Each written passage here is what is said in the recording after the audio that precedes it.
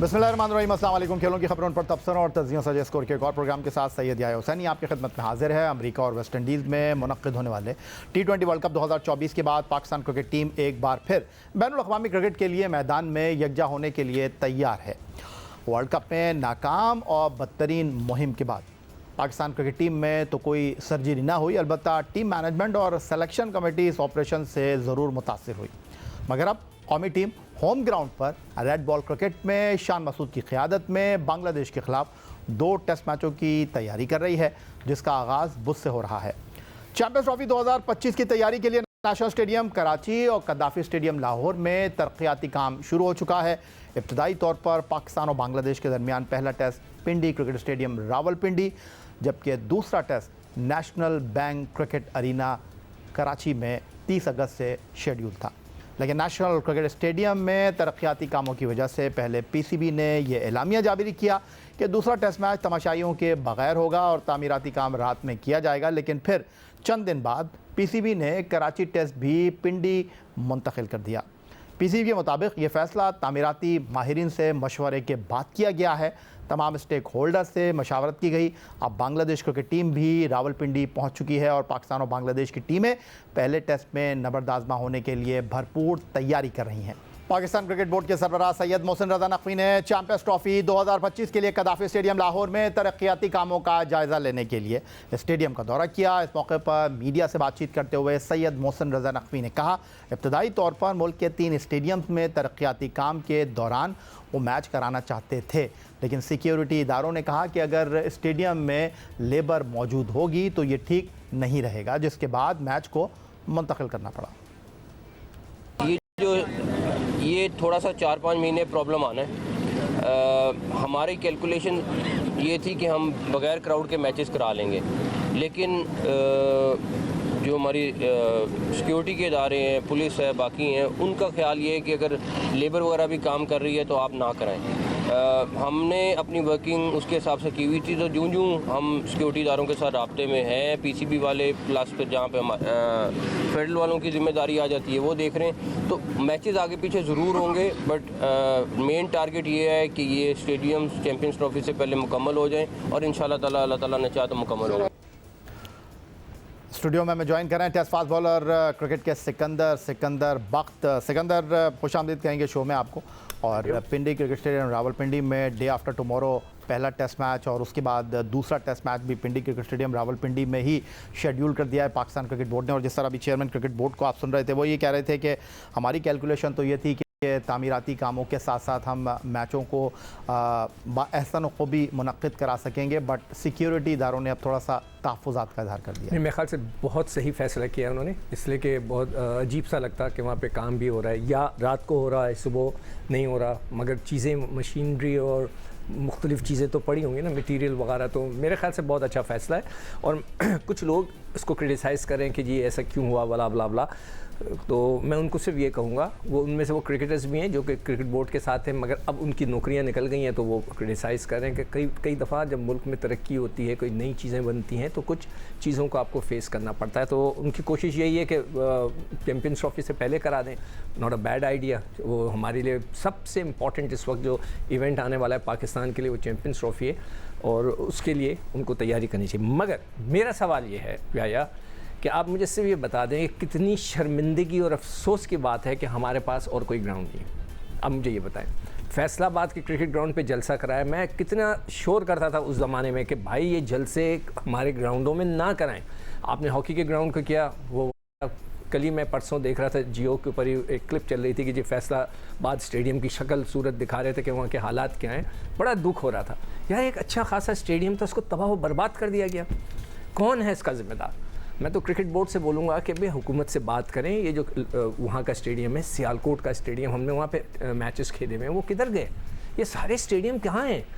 इनको आप बनवाएं और इनको उनमें टेस्ट मैचेस वगैरह कराएं ताकि आपके पास ऑप्शंस मौजूद हों।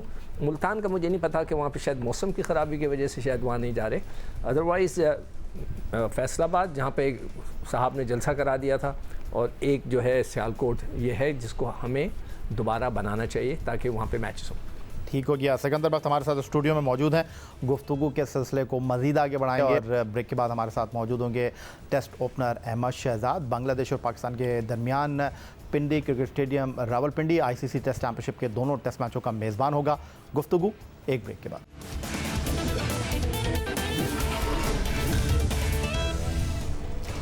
बांग्लादेश के खिलाफ रावलपिंडी के पिंडी स्टेडियम में होने वाले पहले टेस्ट में पाकिस्तान टीम मैनेजमेंट ने किसी स्पेशलिस्ट स्पिनर के बगैर मैदान में उतरने का फैसला किया है। कौमी स्क्वाड में शामिल वाहिद स्पेशलिस्ट लेग स्पिनर और मिस्ट्री स्पिनर अबरार अहमद और मिडल ऑर्डर बल्लेबाज कामरान गुलाम को रिलीज़ कर दिया गया है। अबरार अहमद और कामरान गुलाम अब बांग्लादेश ए के खिलाफ दूसरे 4 रोज़ा मैच में पाकिस्तान शाहीन्स की नुमाइंदगी करेंगे, जो मंगल से इस्लामाबाद क्लब में शुरू होगा। ये फैसला इसलिए किया गया है कि सेलेक्टर्स ने बुध 21 अगस्त से बांग्लादेश के खिलाफ पिंडी क्रिकेट स्टेडियम में शुरू होने वाले ICC वर्ल्ड टेस्ट चैंपियनशिप के पहले टेस्ट में मुकम्मल तौर पर पेस अटैक के साथ जाने का इंतखाब किया है। कामरान गुलाम को बांग्लादेश ए के खिलाफ दूसरे 4 रोज़ा प्रैक्टिस मैच में पाकिस्तान शाहीन्स का कप्तान भी मुकर्रर कर दिया गया है। पाकिस्तान शाहीन्स टीम का हिस्सा रहने वाले मीर हमजा, मोहम्मद अली, मोहम्मद हुरैरा, नसीम शाह, साइम अयूब, सरफराज अहमद और सऊद शकील अब टेस्ट टीम में शामिल हो गए हैं, जबकि मोहम्मद रमीज़ जूनियर दूसरे 4 रोज़ा मैच के लिए बाहर हो गए हैं। इब्तदाई तौर पर PCB की जानिब से जारी एलामिया में कहा गया था कि अबरार अहमद को पाकिस्तान शाहीन्स की टीम में शामिल करने का मकसद मैच प्रैक्टिस देना है ताकि वो कराची टेस्ट के लिए तैयारी हासिल कर सकें। लेकिन अब दूसरा टेस्ट भी पिंडी स्टेडियम मुंतकिल होने के बाद ये सवाल पैदा हो गया है कि क्या अबरार अहमद दूसरा टेस्ट भी खेलेंगे या नहीं, क्योंकि मीडिया रिपोर्ट्स के मुताबिक पिंडी स्टेडियम की पिच फास्ट बॉलर को सपोर्ट करेगी। उधर मुकम्मल फिटनेस हासिल करने में नाकाम रहने वाले ऑलराउंडर आमिर जमाल को भी टेस्ट टीम से बाहर कर दिया गया है। आमिर जमाल की शमूलियत फिटनेस से मशहूर थी। आमिर जमाल को अब नेशनल क्रिकेट अकेडमी में फिटनेस पर काम करने के लिए कहा गया है। आमिर जमाल इंग्लिश काउंटी में कमर की तकलीफ का शिकार हो गए थे। और अब हमें वीडियो लिंक पर लाहौर से ज्वाइन कर रहे हैं test opener Ahmed Shahzad. Studio में हमारे साथ मौजूद हैं test fast bowler Sikandar Bakht. Ahmed की तरफ मैं चलता हूं। अहमद, हमारे मसाइल वही हैं जो कुछ अरसे पहले थे, वही फिटनेस के मसाइल, वही टीम सिलेक्शन, और सवाल ये नहीं है कि अबरार अहमद को आप क्यों मौका नहीं दे रहे। मेरा सवाल ये है कि आप बांग्लादेश को तो शायद हैंडल कर लें अपने पेस अटैक के साथ, बट इंग्लैंड और वेस्ट इंडीज़ मुस्तकबिल में जो आपको 5 टेस्ट मैच होम ग्राउंड पर खेलना है, क्या आप किसी स्पिनर को तैयार कर रहे हैं? देखिए, अभी स्पिनर तो हमारे पास नहीं है। यासिर शाह जो है वो उसके साथ जो जिस तरह उसको ट्रीट किया गया रीसेंट पास्ट में, और यूं ही एकदम दूध में से बाल की तरह निकाल दिया गया बगैर कुछ बताए। वो आपका प्रीमियर स्पिनर था, उसने आपको बहुत ज्यादा मैचेस जितवाए थे। उसके बाद आपने किसी स्पिनर पे काम किया नहीं, आपके पास कोई स्पिनर है नहीं नीचे, जिसकी वजह से आपको अगर याद होगा मैंने आपको पहले भी बोला था कि Agha Salman as a specialist spinner भी खेलेंगे, पूरी बॉलिंग करेंगे, लेकिन शायद उनके पास तो अब घास वाला पिच हमें सडनली देखने को मिल गया है। तो जब इतना घास है पिच के ऊपर तो ऑब्वियसली आप फास्ट बॉलर के साथ जाते हैं, बट वहां भी आपको चाहे जितनी भी आपने क्रिकेट खेली होती है डोमेस्टिक में, इंटरनेशनली, आपको एक स्पिनर की, जेन्युइन स्पिनर की जरूरत पड़ती ही पड़ती है। आपने अपना ओवर रेट कंट्रोल करना होता है। फिर आपने जो है ना, बैट्समैन कुछ होते हैं कि जो पेस के साथ एडजस्ट हो जाते हैं, जो अपने आप करते हैं, वहां पे आपने पेस ऑफ करनी होती है, वहां पे आपको जेन्युइन स्पिनर चाहिए होता है। और अबरार जैसा स्पिनर जो है, देखिए Ibrar was never a huge Turner of the ball. Ibrar तो एक मिस्ट्री स्पिनर है जो कि अपनी जो बेसिकली मिस्ट्री से डिसीव करता है बैट्समैन के डिफेंस को, और उसको तो इस तरह के पिच ज्यादा सूट करते हैं। तो मुझे बिल्कुल आइडिया नहीं है। खैर, ये अच्छी बात है कि घास वाला पिच देखने को मिला है। और जहां तक आप कह रहे हैं इंग्लैंड के खिलाफ प्रेपरेशन, तो वो मतलब कि स्पिनर उस तरह है नहीं, लेकिन एक चीज अच्छी है कि हॉर्सेस फॉर कोर्सेस आपके पास बांग्लादेश आ रहा है, आपकी जो फास्ट बॉलिंग है उनसे ज्यादा इफेक्टिव है, और आपने अपने आप को मैच बाय मैच लेके चल रहे हैं, तो that's a good sign. One thing सवाल ये पैदा करता है कि कामरान गुलाम को आपने फिर से ड्रॉप कर दिया है। एक तरफ आप कहते हैं कि आपके पास मिडिल ऑर्डर है नहीं, दूसरी तरफ जो जेन्युइन मिडिल ऑर्डर है आप उसको मौका नहीं दे रहे हैं। वो मौका कैसे मिलेगा, क्योंकि नंबर 4 पे बाबर आजम आएंगे। सो मैंने पहले भी आपके शो में ये बोला था कि अगर शान मसूद ओपन करते हैं जिसके भी साथ, किसी यंगस्टर्स के साथ, हुरैरा के साथ या किसी के भी साथ, और जो बाबर आजम है वो नंबर 3 पे आते हैं, तो आप कामरान गुलाम को एडजस्ट कर सकते हैं। आपको याद होगा जब बाबर आजम से ऊपर परफॉर्मेंस नहीं हुई तो मिकी आर्थर और सरफराज ने बाबर आजम को एडजस्ट करने के लिए उनका नंबर 4 और 5 पे लेके गए, क्योंकि वहां आसानी होती है। वो यंगस्टर थे टेस्ट क्रिकेट में तब बाबर आजम। अब बाबर आजम एस्टेब्लिश प्लेयर बन गए हैं और आपका जो टीम का मसला चल रहा है कि आपके पास कोई भी मिडिल ऑर्डर है नहीं। तो अब ये बाबर आजम का बड़प्पन दिखाना चाहिए और टीम मैनेजमेंट को सोचना चाहिए कि आप मिडिल ऑर्डर तो लॉन्गर फॉर्मेट से ही बनाएंगे। ऐसा नहीं हो सकता कि आप T20 में लोगों को मिडिल ऑर्डर बनाने की कोशिश करेंगे। T20 में ओवर्स नहीं बचते, बॉल्स नहीं बचते, आप ऐसा नहीं कर सकते। आपको टेस्ट क्रिकेट से ही मिडिल ऑर्डर बनाना है। कोई ऐसा प्लेयर जो स्किलफुल हो, यहाँ लंबे लंबे रन करे, उसको डेवलप करके आप फिर T20 में लेके आते हैं, उसका सिक्स सेट देखते हैं। तो मैं फिर वही बात है कि आप खुद तो कुछ चीजें कर नहीं रहे मिडिल ऑर्डर बनाने के लिए और फिर आप एक्सक्यूजेस देते हैं कि हमारा मिडिल ऑर्डर नहीं है। ठीक हो गया अहमद, ठीक हो गया। एक तरफ पाकिस्तान टीम मैनेजमेंट ने कौमी स्क्वाड में शामिल वाहिद स्पेशलिस्ट स्पिनर अबरार अहमद को रिलीज कर दिया है और पाकिस्तान शाहीन्स के स्क्वाड में शामिल हो गए हैं। दूसरी तरफ मेहमान बांग्लादेश क्रिकेट टीम ने अपने टेस्ट स्क्वाड में 4 स्पिनर्स को शामिल किया है। उनमें ऑलराउंडर की हैसियत से शामिल होने वाले 2 स्पिनर, तजुर्बेकार बाएं हाथ के स्पिनर शकीबुल हसन और right arm off break bowler Mehdi Hasan Mirza के अलावा 2 specialist spinner, off spinner Naeem Hasan और left arm spinner Taijul Islam भी शामिल हैं। तो सर, क्या मैं आपसे ये जान सकता हूँ कि ये जो एक ख़तरा हमने महसूस किया कि बांग्लादेश का जो स्पिन डिपार्टमेंट है उसके पास बड़ी वैरायटी है, इसलिए ज़्यादा बेहतर ये है कि हम अपने पेसर्स के ऊपर इन्हिसार करें, पिच के ऊपर घास छोड़ें और बांग्लादेश को उनके स्ट्रॉन्ग पॉइंट के साथ टेस्ट मैच में उतरने का मौका न दें? ठीक है, अगर आप उनसे बांग्लादेश से भी घबराएंगे तो फिर क्या रह गया। आप वैसे जहाँ तक आपकी ये बात है कि स्ट्रेटजी बनाने की, तो वो बिल्कुल अच्छी बात है। आपके पास स्ट्रॉन्ग अगर फास्ट बॉलिंग का अटैक है, अब मुझे नहीं पता कौन, अगर कल 4 फास्ट बॉलर्स खेलते हैं तो कौन कौन खेलेगा, वो तो हमें परसों ही पता चलेगा।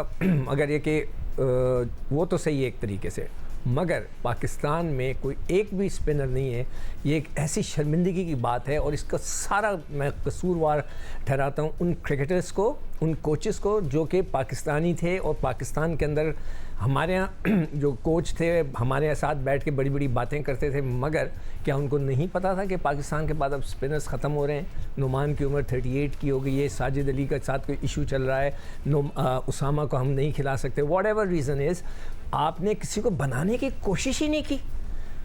रज़ाक, यूसुफ और उसके अलावा और जो भी थे वहाँ पर, कामरान, वो अकमल भी एक वक्त में उनके साथ थे, सलीम जाफ़र थे, ये सारे हमारे क्रिकेटर्स हैं जो वहाँ पे मौजूद थे और किसी ने कोशिश ही नहीं की। ये सबसे बड़ा अलमिया है। मैं ब्लेम करता हूँ ना कि ये जो क्रिकेटर नहीं है क्रिकेट चला रहे हैं, अब मैं इनको क्या बोलूँ, ये तो हमारे अपने क्रिकेटर्स हैं, इन्होंने कुछ नहीं करके दिया। और ये एक बहुत ही अजूबे की बात होगी कि पाकिस्तान जैसे मुल्क में, पाकिस्तान जैसे सब कॉन्टिनेंट में, हमारे इन्वायरमेंट में हम स्पिनर्स के बगैर हैं। अच्छा अहमद, आप तो लास्ट सीज़न खेले हैं डोमेस्टिक का, आप अभी थोड़ी देर पहले फरमा रहे थे कि हमारे पास वो स्पिनर नहीं है जो कि टीम की ज़रूरत है, जो बैनुल-अक़वामी क्रिकेट के तकाज़ों से हम आहंग हों। तो क्या वाकई आपको ऐसा कोई स्पिनर नहीं नज़र आया जिसको हम थोड़ा सा पॉलिश करें तो हमारे लिए हीरा बन जाए?